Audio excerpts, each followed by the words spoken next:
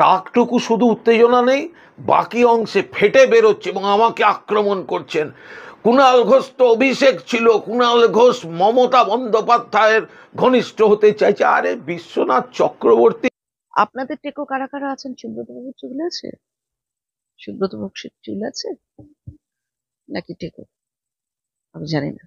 এবার আপনাদের টেকো গুলোকে যদি নেওয়া হয়, তখন টেকো ফেকো বলবেন না। আপনার এখন চুল আছে, ওটা ছিঁড়ে নিতে কতক্ষণ? তখন আপনিও তো টেকো। এমন কথা বলবেন না যে লোক এসে আপনার চুল ছেড়ে। কুণাল বাবু, এগুলো বলবেন না।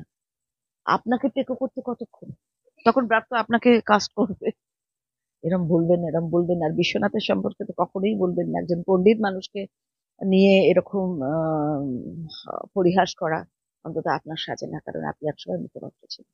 আর আপনি এগুলো বলছেন কেন? মানে ওনার কাছাকাছি আসার জন্য, ওদের কাছাকাছি আসার জন্য আপনি এগুলো কেন বলছেন?